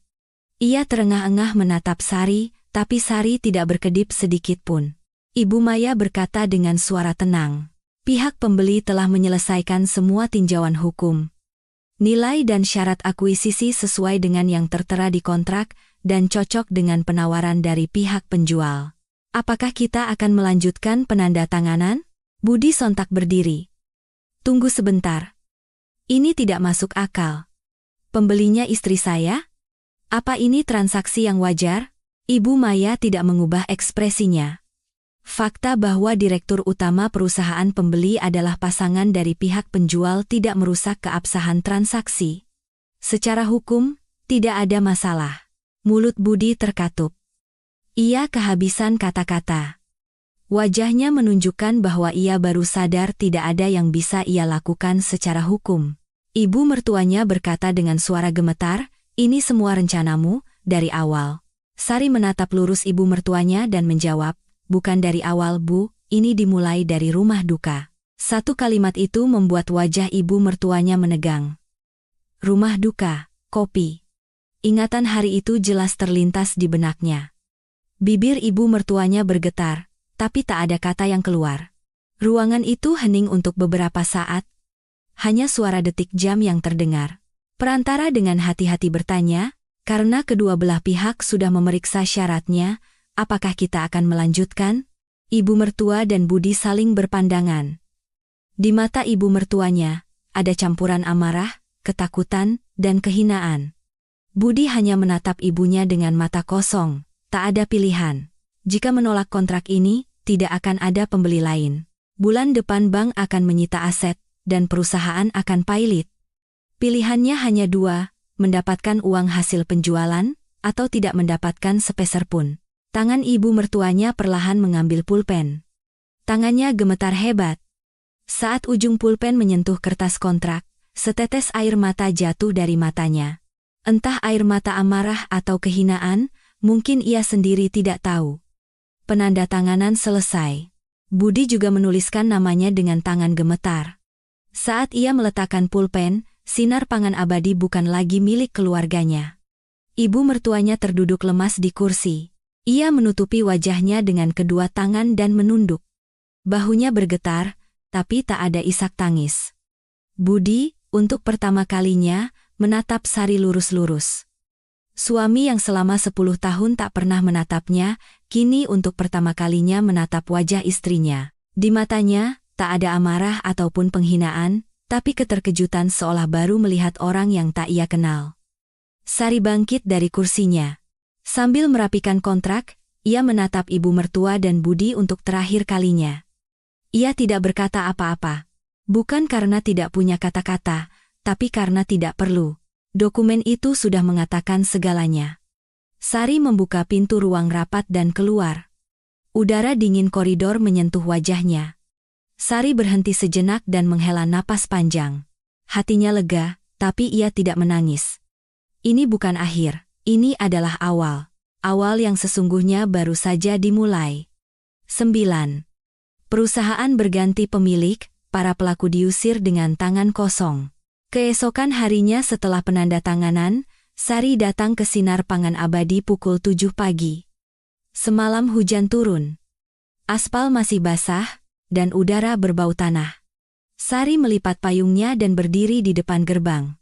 Ia sudah tak terhitung kali berdiri di sini, tapi belum pernah hatinya sekokoh ini. Langkahnya saat memasuki gerbang benar-benar berbeda.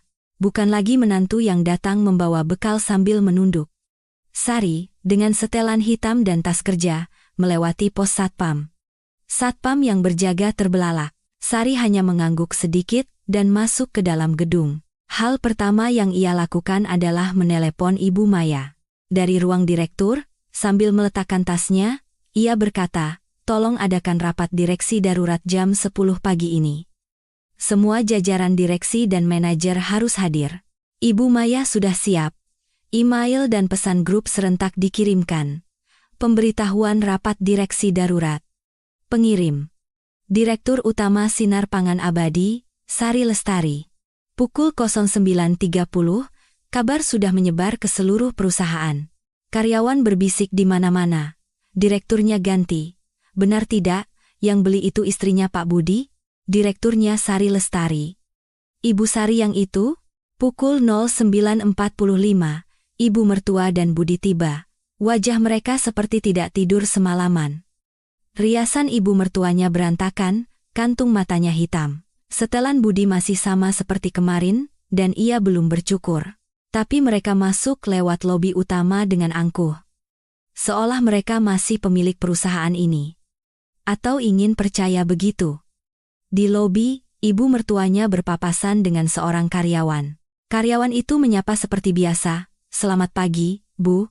Tapi tatapannya berbeda.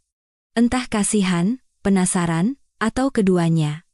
Ibu mertuanya mengabaikannya dan masuk ke lift. Di dalam lift, ia berkata pada Budi, "Kita bisa membalikkan keadaan di rapat. Jangan takut." Budi mengangguk, tapi matanya tidak menunjukkan keyakinan. Pukul 10.00 tepat. Ruang rapat utama di lantai 3.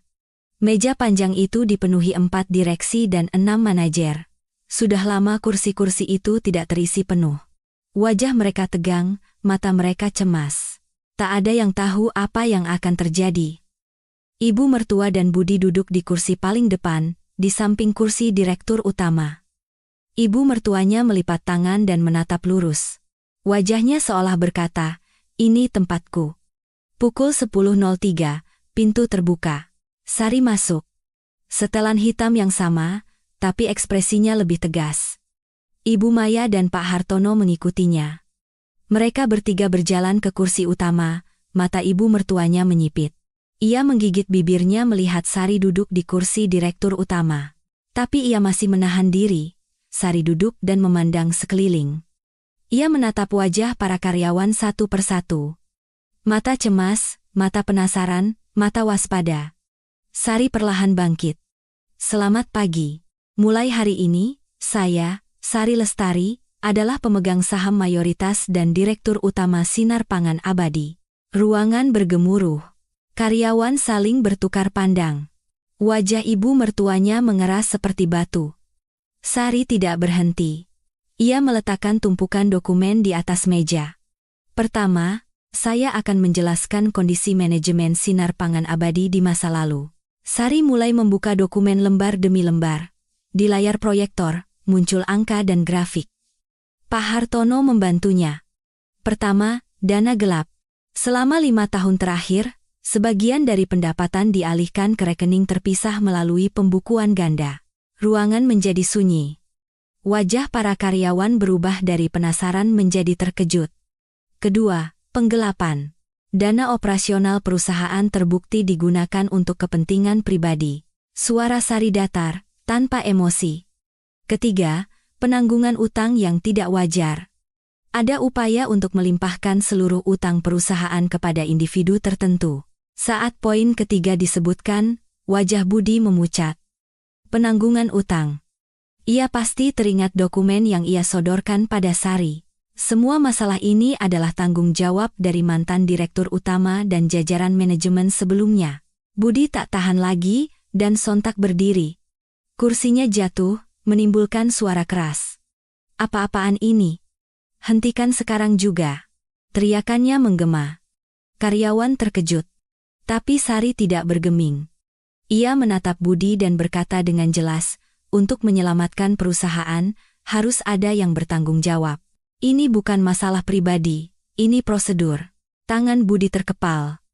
Ia hendak berteriak lagi, tapi Ibu Maya memotongnya dengan tenang. Saat ini, Ibu Sari Lestari telah memperoleh hak manajemen melalui prosedur yang sah. Jika ada keberatan, silakan ajukan melalui jalur hukum. Mulut Budi terkatup. Ia tidak bisa berbuat apa-apa lagi. Sari kembali bicara. "Maka, rapat direksi hari ini memutuskan, mantan direktur utama, Budi Hartono, diberhentikan dari jabatannya. Mantan penasihat manajemen, Ibu Ratih, dicabut semua jabatannya, dan dilarang terlibat dalam manajemen perusahaan." Ruangan menahan napas. Karyawan tidak percaya dengan apa yang mereka saksikan. Sari menoleh ke manajer umum. "Tolong ambil kartu akses mereka." Manajer umum ragu sejenak, tapi setelah menatap mata Sari, ia bangkit. Ia mendekati ibu mertua dan Budi, dan dengan hati-hati mengulurkan tangan. "Maaf, Bapak, Ibu, kartu aksesnya harus dikembalikan." Wajah ibu mertuanya memerah padam. Dipermalukan di depan semua karyawan. Gengsi yang ia bangun seumur hidup hancur berkeping-keping. "Saya yang membangun perusahaan ini. Saya," teriaknya seperti orang kesurupan. Suaranya pecah, matanya berkaca-kaca. Tapi tak ada yang bergerak. Sari menatapnya. Dan dengan suara pelan berkata, "Benar, Bu. Ibu yang membangun perusahaan ini." Hening sejenak. Semua mata tertuju pada Sari. Dan ibu juga yang menghancurkannya. Mulut ibu mertuanya ternganga. Tak ada kata yang keluar. Kartu akses di tangannya terlepas dan jatuh ke meja. Budi juga meletakkan kartu aksesnya. Ia menunduk, tanpa kata. Pria yang kemarin masih seorang direktur, kini harus menyerahkan kartu identitasnya di depan para bawahannya. Rapat selesai. Karyawan keluar satu persatu. Hanya ibu mertua dan Budi yang tersisa. Ibu mertuanya terduduk lemas, tak bisa bergerak. Budi berdiri menatap meja kosong. Seorang staf mendekat. "Mari saya antar sampai keluar gedung." Ibu mertuanya bangkit dengan sempoyongan. Budi memapah lengannya. Biasanya, ia akan menepis, "Aku bisa jalan sendiri." Tapi kali ini, ia bersandar pada lengan anaknya. Kakinya terlihat lemas. Mereka berjalan menyusuri koridor dan masuk ke lift. Karyawan yang berpapasan hanya menunduk atau membuang muka. Tak ada yang menyapa. Orang-orang yang kemarin memanggil Bapak Direktur, Ibu, hari ini bahkan tidak mau menatap mereka. Tepat sebelum pintu lift tertutup, ibu mertuanya menoleh. Di ujung koridor, Sari berdiri. Mata mereka bertemu.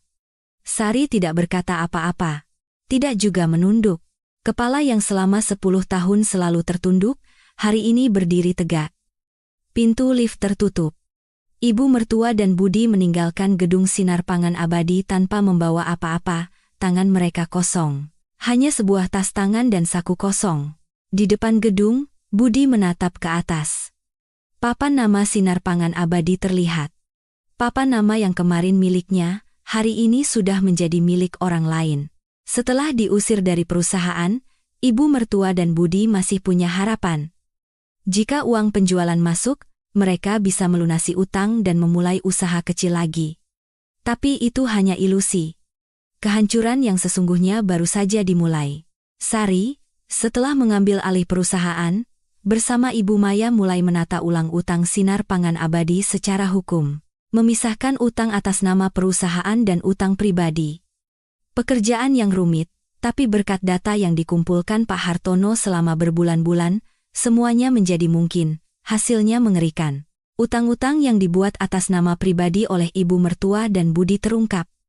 Utang pribadi yang dibayar dengan uang perusahaan, pinjaman yang disembunyikan di pembukuan, tunggakan pada pemasok. Saat cangkang perusahaan terkelupas, tumpukan utang di dalamnya terlihat jelas. Bank bergerak lebih dulu. Surat peringatan datang. Para kreditur juga serentak memulai proses penyitaan aset pribadi. Surat dari pengadilan mulai menumpuk di kotak surat mereka. Rumah yang ditinggali ibu mertuanya seumur hidup, kebanggaan keluarga mereka, akhirnya ditempeli surat sita dari pengadilan. 2 bulan setelah mereka diusir, kertas kuning dengan stempel pengadilan. Melihatnya, ibu mertuanya terduduk lemas di depan pintu, bukan karena kakinya lemas, tapi karena ia tidak bisa lagi menyangkal kenyataan. Ini mimpi kan? Ini mimpi. Mobil mewah mereka disita beberapa hari sebelumnya. Sedan hitam kesayangan Budi, yang selalu dipamerkan ibu mertuanya saat arisan. Suatu pagi, mobil itu diangkut oleh mobil derek. Budi hanya bisa menyaksikannya dari jendela, dengan tangan terkepal. Rumah mereka dilelang, dan mereka harus berkemas.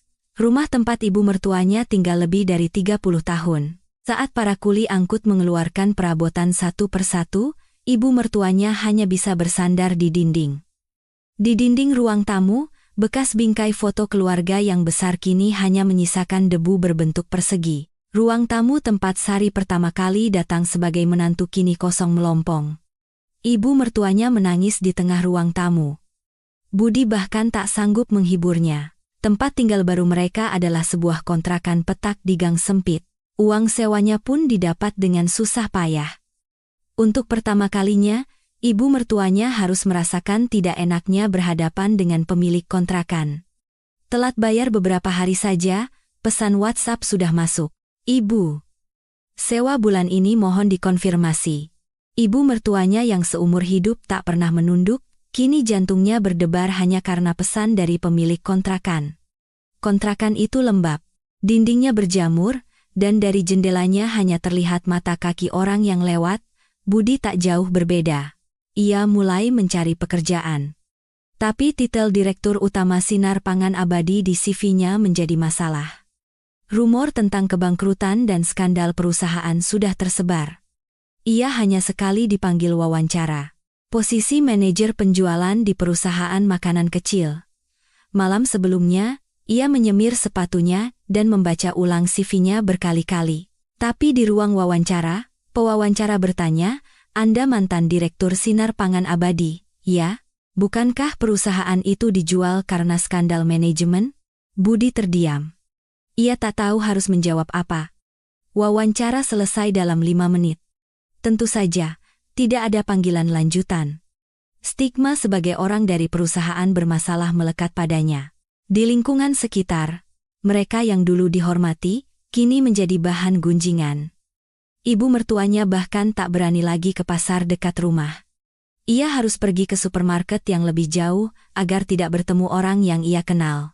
Yang paling menyakitkan adalah kerabat. Kerabat yang dulu selalu mengerumuninya, kini satu persatu memutus kontak. Telepon tidak diangkat, pesan tidak dibalas. Iparnya, yang dulu paling dekat, berkata di telepon, "Kak, maaf, aku juga sedang sulit. Untuk sementara jangan hubungi aku dulu, ya." Lalu telepon ditutup. Kerabat yang dulu paling getol merendahkan Sari, kini menjadi yang pertama meninggalkannya, dan sidang perceraian pun dimulai. Sari, melalui pengacaranya, mengajukan gugatan. Di pengadilan, Sari dan Budi duduk berhadapan. Budi mengenakan jaket usang, bukan lagi setelan jas. Wajahnya tirus, matanya cekung. Bukti yang diajukan pihak Sari sangat banyak. Catatan kekerasan psikologis selama 10 tahun, insiden penyiraman kopi, rekam medis luka bakar, buku catatan berisi hinaan dari ibu mertua dan suaminya, foto dokumen penanggungan utang. Setiap kali Ibu Maya menunjukkan bukti, kepala Budi semakin tertunduk. Pengacara Budi tak punya banyak argumen. Di hadapan catatan rinci Sari, tak ada yang bisa disangkal. Kesaksian dari 2 orang pelayat juga menguatkan insiden di rumah duka. Hakim memutuskan gugatan cerai dikabulkan. Putusan juga menjatuhkan kewajiban pembayaran uang nafkah idah dan mut'ah kepada Budi, serta membebankan sebagian besar utang yang timbul selama pernikahan kepadanya. Setelah sidang, Budi keluar dari pengadilan dengan tangan kosong. Di koridor, ia bersandar di dinding. Pria yang dulu selalu meremehkan istrinya. Saat Sari hendak keluar, mereka berpapasan. Sari berhenti sejenak, Budi menatapnya. Bukan lagi tatapan meremehkan, bukan juga tatapan menyesal. Hanya mata yang kosong. Sari membuka mulut. "Perusahaan dan uang, semua itu aku yang menjaganya." Suaranya tenang. "Kalian hancur bukan karena aku. Kalian menghancurkan diri kalian sendiri." Budi tidak menjawab. Mulutnya terbuka, lalu tertutup lagi. Tak ada yang bisa ia katakan. Sari tidak menoleh lagi. Ia menuruni tangga pengadilan, berjalan menuju cahaya matahari. Angin musim gugur meniup rambutnya. Ia duduk sejenak di bangku. Dari tasnya, ia mengeluarkan sebuah foto kecil. Foto ibunya. Bukan foto di bingkai duka, tapi foto lama ibunya yang sedang tersenyum di pasar. Foto yang sudah kusam dan lusuh, tapi selalu ia simpan di dompet. Sari menatap foto itu dan berbisik, "Ibu, aku berhasil." Setetes air mata jatuh. Sari, yang tidak menangis saat disiram kopi, yang menahan isak di kamar mandi, hari ini tidak menahannya. Ia tidak menyeka air matanya. Ini bukan tangis kesedihan. Ini adalah air mata seseorang yang akhirnya bisa melepaskan beban berat yang ia pikul selama 10 tahun. Sari memasukkan kembali foto itu ke dompet dan bangkit. Ia mengusap hidungnya dan menatap langit. Langit biru jernih tanpa awan. Sinar pangan abadi mulai normal di tangan Sari. Gaji karyawan yang tertunggak dilunasi, kontrak baru dengan pemasok terpercaya ditandatangani. Beberapa karyawan yang dulu keluar, kembali lagi. Papan namanya masih sama, tapi isinya sudah benar-benar berbeda. Di ruang kerjanya, Sari meletakkan sebuah bingkai foto kecil. Foto ibunya. Ibunya yang tertawa ceria di pasar, dengan celemek dan kerutan di matanya. Setiap pagi, Sari akan melihat foto itu sebelum memulai hari. Kadang, sebelum pulang, ia akan berdiri di depan foto itu dan berbisik, Ibu, hari ini aku bertahan dengan baik. Tak ada lagi menantu yang menunduk. Tak ada lagi wanita yang bersembunyi di dapur. Tak ada lagi wanita yang menangis dalam diam. Yang ada hanyalah satu orang. Seseorang yang bangkit dengan kekuatannya sendiri. Hari ini Sari kembali masuk ke gerbang sinar pangan abadi pukul 7 pagi. Dengan bahu tegap dan kepala terangkat, ia datang ke perusahaan yang menyandang namanya. Suara hak sepatunya menggema di lobi. Suara yang pelan, tapi mantap. Langkah kaki seseorang yang ditempa oleh keheningan selama 10 tahun. Catatan akhir. Kisah Sari ini mengajarkan kita satu hal. Meremehkan orang lain adalah kebodohan terbesar. Ibu mertua dan suaminya merendahkannya selama 10 tahun. Tapi justru sikap meremehkan itulah yang memberikan Sari senjata paling sempurna.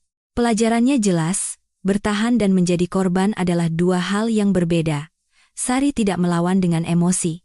Ia mencatat, bersiap, dan menunggu. Dan ketika waktunya tiba, ia membalikkan segalanya dalam satu gerakan. Saat Anda memandang rendah seseorang, saat itulah Anda sebenarnya sudah kalah. Semoga kisah ini membekas di hati Anda.